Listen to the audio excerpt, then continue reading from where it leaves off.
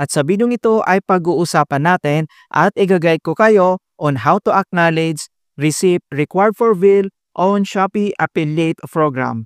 Kapag naka-receive ka dito ng email na ganito yung maki-receive mong email na Shopee Affiliate Programs, so required for bill, Shopee Affiliates Philippines, and then nandito naman yung other details.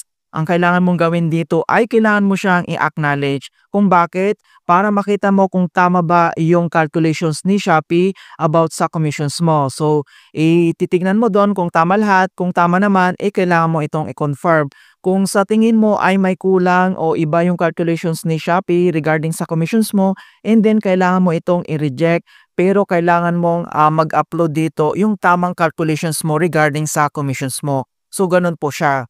So, ang next step ay kailangan lang natin i-open dito yung ating Shopee apps. I-click mo lang. At dito lang sa baba ay kailangan mo lang i-tap dito yung Meta Profile na makikita dito sa bottom right corner. And then, dito lang sa ating Shopee homepage profile. And the next step, kailangan mo lang mag-scroll down. Under lang dito sa More Activities, dito lang sa right corner. So, makikita mo dito yung See All. Kailangan mo lang yan i-click. Dito lang sa More Activities, makikita mo kaagad dito yung Affiliate Program. Okay, so click mo lang.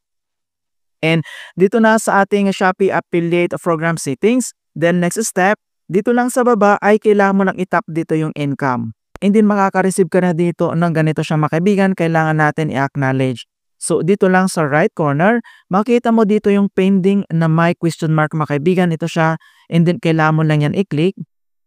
So makikita mo dito yung pending acknowledge and then kailangan mo lang yan i-click. Alright, then next step, kapag sa tingin mo ay tama naman, so dito lang sa baba ay may dalawang option dito, reject and then acknowledge. So ito yung sinasabi ko, kapag hindi tama, i-click mo lang dito yung reject and then kailangan mo lang mag-upload dito yung tamang calculations mo. Kapag okay naman na, and then dito naman sa bottom right corner, itap mo lang dito yung acknowledge and then confirm to acknowledge. After acknowledgement, the receipt generated by the system is legally equivalent to the receipt provided by you. And then itap mo lang dito yung confirm. Okay? So makita mo na dito na acknowledge. So nag-green na po siya and then back lang tayo. And dito mo na siya makikita mga kaibigan, dito lang ulit. So kapag may nakita ka na dito mga pending na ganito, so ibig sabihin ito na yung total amount or yung payout mo na marireceive sa yung Shopee account. So nakaltas na dito yung 10% na tax. Ayan. So ito na yung susunod mong payout. So sa pag-payout naman, so kapag na-acknowledge mo today, so mag-calculate ka lang na within 2 weeks. So